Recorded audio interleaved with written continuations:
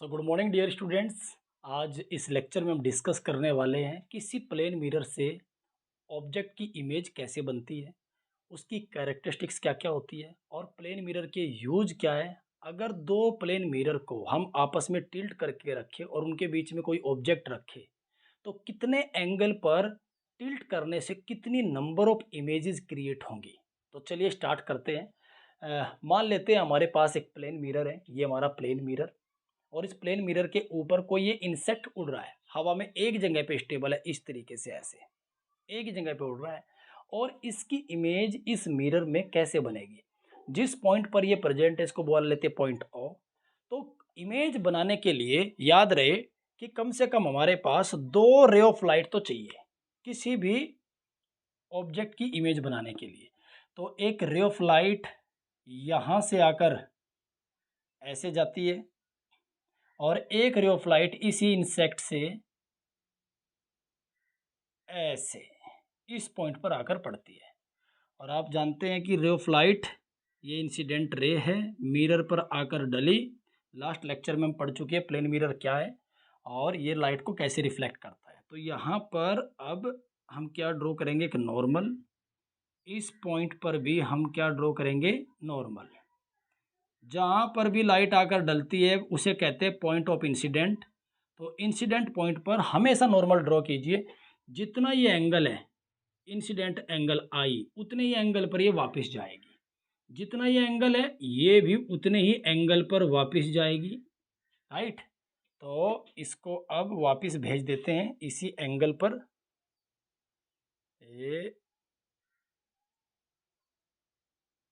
ये ray of light चली गई और जितने एंगल पर ये आई है इसको भी हम वापस इतने ही एंगल पर भेज देते हैं। डी से बनाएंगे तो परफेक्ट बनेगा, अभी तो सिर्फ हम एक अनुमान लगा रहे हैं। ओके, ये एंगल और ये एंगल आपस में क्या है, इक्वल है। रिफ्लेक्टेड एंगल, रिफ्लेक्टेड एंगल, और ये रे ऑफ लाइट हमारी इधर रिफ्लेक्ट होकर चली गई। यहाँ हमने सेट कर रखी अपनी आई। अब आई के अंदर जब ये रे ऑफ लाइट जाती है तो आँखों की आदत क्या होती है, आँखों को ये नहीं पता होता कि एक्चुअल में जो मुझे दिखाई दे रहा है ये इमेज है या ऑब्जेक्ट है। आँखों को तो सिर्फ एक कोई चीज़ दिखाई देती है, आँखों को ये नहीं पता कि वो इमेज है या ऑब्जेक्ट है। आँखों का काम नहीं है वो, आँखों का तो काम देखने का है बस, रे ऑफ लाइट कहाँ से है, क्या दिख रहा है, और माइंड को सिग्नल भेजना।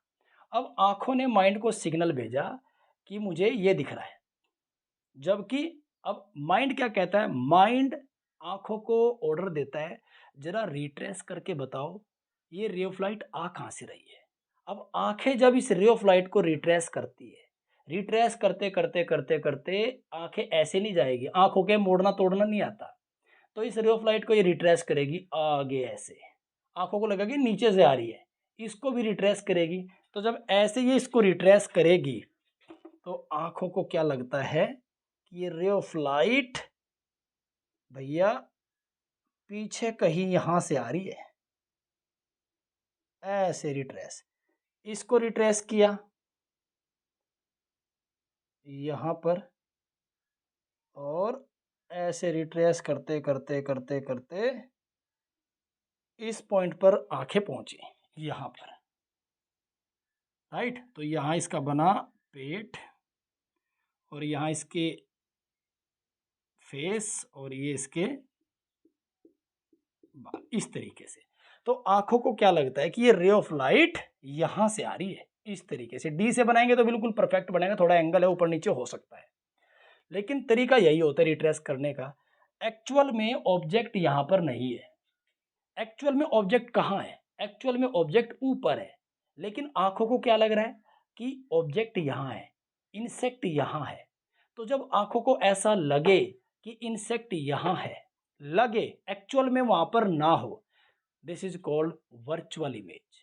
Virtual image, real ray of light ये है, ये रियल रे ऑफ लाइट नहीं है, ये तो हमने इमेजिन किया है, राइट। तो इसे हम क्या कहेंगे, वर्चुअल इमेज है, इरेक्ट इमेज बनाती है। चलिए अब इमेज पता लग गया हमें, तो जितना हमारा ऑब्जेक्ट का साइज होता है उतना इमेज का साइज होता है। जितनी डिस्टेंस पे ये बनेगा मिरर से, जितनी डिस्टेंस ऑब्जेक्ट की होती है उतनी ही डिस्टेंस हमारे इमेज की होती है। वो भले ही थोड़ा आगे बन गया, लेकिन जब डी का यूज करके आप बनाएंगे तो परफेक्ट यहीं पर इसकी इमेज हमारी बनेगी, राइट।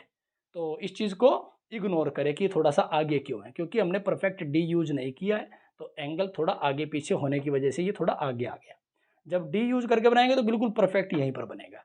ठीक है गाइज, नाउ अब इसकी कैरेक्टरिस्टिक्स देख लेते हैं क्या क्या है। पहली, वर्चुअल एंड इरेक्ट इमेज बनाता है। वर्चुअल इमेज है भाई, इरेक्ट है, राइट। पता लग गया कैसे वर्चुअल है, सीधी इमेज बनाता है। और distance of object and image both same from the mirror.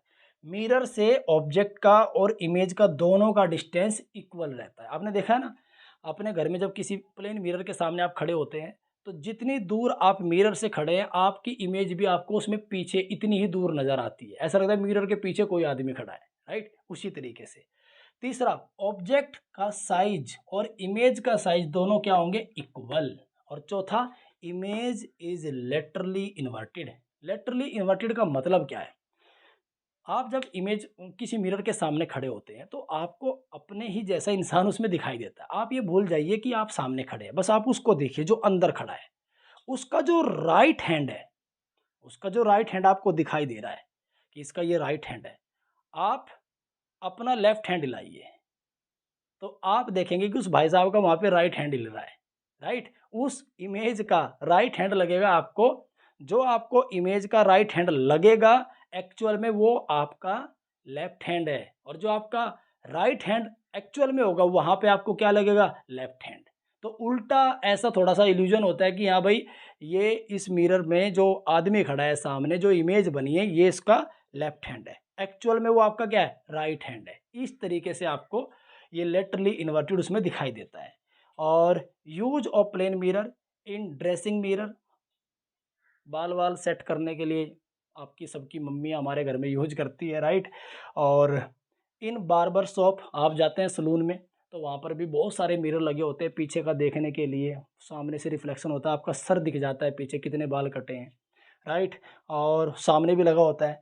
इन पेरिस्कोप्स, पेरिस्कोप्स क्या होता है, एक काफ़ी लंबी एक पाइप होता है, सबमरीन के अंदर यूज होता है। और इसका यूज इसलिए किया जाता है ताकि पानी से सबमरीन को बाहर ना आना पड़े, और दुश्मन को देखने के लिए भाई क्लियरेंस है क्या, मतलब क्लियर है और सब कुछ क्लियर है, कोई जहाज तो नहीं है, कुछ है तो नहीं सरफेस के ऊपर।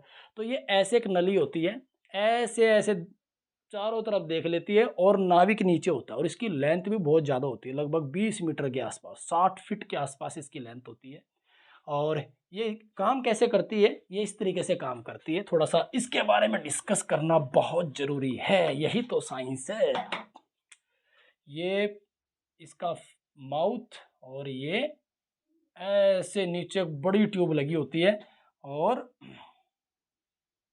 इधर फिर ऐसे, और यहाँ पे थोड़ा सा आगे बनाते हैं, आपको हो सकता है दिखाई ना दे, थोड़ा सा आगे बनाएंगे इधर, इसको थोड़ा छोटा रख लेते हैं। और ये पाइप इस तरीके से, यहाँ पे बैठा है नाविक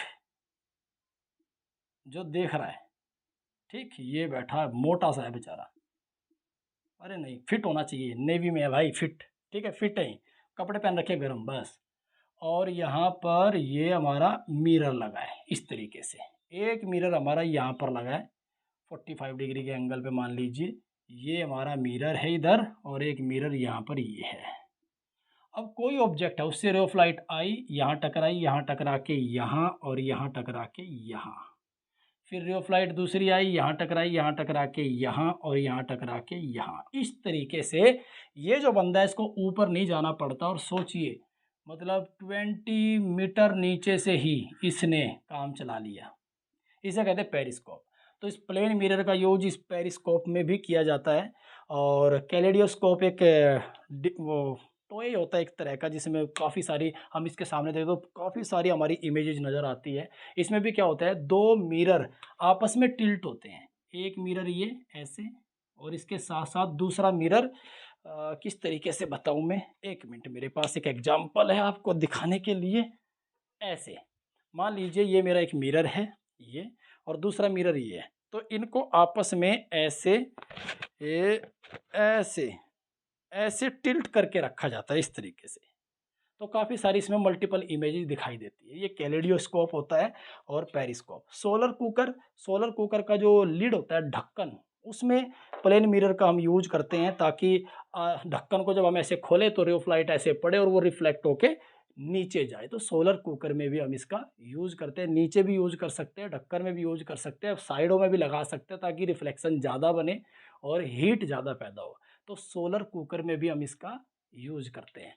अब इसके बाद कितनी इमेज बन सकती है ये कैसे पता लगे? मान लीजिए दो मिरर है मेरे पास और दोनों एक एंगल पर टिल्ट है। ये कई बार क्वेश्चन भी आ जाता है कि बताइए कितनी इमेज बनेगी। ये एक मिरर है मेरे पास और दूसरा मिरर ये है और दोनों एक दूसरे के साथ थीटा डिग्री का एंगल बना रहे हैं भाई साहब। कितना? Theta degree. और कोई ऑब्जेक्ट यहाँ पर है तो इस ऑब्जेक्ट की इमेज कितनी बनेगी? वो एक इसमें दिखेगी, इसमें दिखेगी, कहीं और भी दिखेगी क्या? यस। देखिए एक इमेज तो सीधी यहीं पर बनेगी, ये रे ऑफ लाइट गई वापस टकरा के आई, लेकिन हमें वर्चुअल इमेज दिखाई देगी इसकी यहाँ पर। दूसरी इमेज यहाँ पर गई, टकरा के वापस आई, इस तरीके से गई और ये वापस आई, गई और ये वापस आई। इस तरीके से रे ऑफ लाइट हमारी, और ये हमारा इसकी इमेज एक यहाँ पर बन गई। नाउ एक रे ऑफ लाइट यहाँ से गई, यहाँ टकराई और यहाँ टकरा के वापिस इधर गई और फिर इधर आई ऐसे। और जब आंखें इसको रिट्रेस करेगी तो इमेज यहाँ नज़र आएगी। फिर एक रे ऑफ लाइट नीचे जाती है, निचले वाले पे टकराती है, ऊपर जाती है और ये ऐसे, फिर इसको रिट्रेस करता है तो ये ऐसे। तो ये इमेज हमें है, ये दो इमेज, लेकिन ये एक नज़र आती है ओवरलैप ऐसे, इस तरीके से एक दूसरे के ऊपर ऐसे ये इमेज ऐसे नज़र आती है। तो ये एक ही दिखाई देती है हमें। तो ये हमारी एक ही इमेज बन जाती है इस तरीके से, राइट। नाउ तो अगर एंगल थीटा है तो नंबर ऑफ इमेज कितनी बनेगी? तो इसका फॉर्मूला नोट कर लीजिए। Number of image is equal to 360 डिग्री, 360 अपॉन थीटा -1। एक फॉर्मूला तो ये है। अब ये -1 कहाँ यूज होगा? अगर 360 अपॉन थीटा की वैल्यू, इसकी वैल्यू इवन नंबर आती है। क्या नंबर आती है? इवन। फॉर ये इवन, अगर ये रेशियो हमारा इवन आता है तो इसमें से -1 करेंगे, आंसर आ जाएगा। अगर ये ओड आता है तो उसके लिए सिंपल हमारा फॉर्मूला है 360 अपॉन थीटा, बस। अब एक एग्जांपल ले लेते हैं। मान लेते हैं हमारे पास दो मिरर है और दोनों के बीच में एंगल 90 डिग्री है। कितना है? यस, 90 डिग्री का एंगल है। और ये -1 भी इसीलिए होता है क्योंकि वैसे तो इमेज 4 बन रही थी लेकिन एक ओवरलैप हो जाती है तो इसलिए एक माइनस कर देते हैं इवन में से। ओड है तो ओड कोई दिक्कत नहीं है। मान लीजिए 4 इमेज बन रही है टोटल, तो वो दो इमेज एक ही दिखाई देगी ओवरलैपिंग की वजह से, इसलिए एक माइनस किया जाता है और कोई कारण नहीं होता। नाउ थीटा 90 डिग्री, एक मिरर ऐसे और दूसरा मिरर ऐसे 90 डिग्री के एंगल पर है और ऑब्जेक्ट यहाँ पर है। इमेज कितनी बनेगी? तो फॉर्मूला क्या है? Number of image is equal to 360 डिग्री अपॉन 90। और ये देखिए इवन आ रहा है कि ओड आ रहा है? इवन आएगा कटने के बाद, तो इसलिए -1 पहले लगा दो। तो कितनी बार कट गया? 4 टाइम्स। तो n इज इक्वल टू 4 - 1, तो total number of image 3 image बनेगी। एक यहाँ पे दिखाई देगी, एक यहाँ पे दिखाई देगी और एक यहाँ पे दिखाई देगी। इस तरीके से 3 इमेज हमारी इसकी बनेगी। एक एग्जांपल और कर लेते हैं, एक न्यूमेरिकल और इसके साथ साथ। अगर एंगल हमारा 120 डिग्री है, कितना है जी? 120, दो मिरर के बीच में, ये एक हमारा मिरर और दूसरा मिरर ये, थोड़ा टेढ़ा हो गया भाई, फीलिंग समझना, थोड़ा ऊपर नीचे चलेगा, ठीक। मैन्युफैक्चरर ठीक नहीं था इसका बेचारे का, मैन्युफैक्चरर भी मैं ही हूँ, ठीक। 120 डिग्री का एंगल है ऑब्जेक्ट यहाँ पर इसकी कितनी इमेज बनेगी, तो theta is equal to 360 upon sorry n is equal to 360 upon theta, theta कितना है 120। रेशो देखिए इवन आ रहा है तो -1 लगा देंगे, अगर इवन, अगर ओड होता तो -1 लगाने की कोई ज़रूरत नहीं थी। तो काटिए भाई, कितना हो गया 3, 3 -1, तो नंबर ऑफ इमेज कितनी बनेगी 2, तो 2 इमेज बनेगी। तो आपको अगर एंगल दिया हुआ है तो आप इस फॉर्मूले का यूज करके n is equal to 360 upon theta -1 and n is equal to 360 upon theta, ये फॉर्मूला यूज करेंगे। ये अगर रेशियो ओड है तो ये फॉर्मूला रहेगा, और अगर इन दोनों का रेशियो इवन है तो ये फॉर्मूला लागू होगा। तो इस तरीके से हम न्यूमेरिकल सोल्व कर सकते हैं, नंबर ऑफ इमेज निकाल सकते हैं।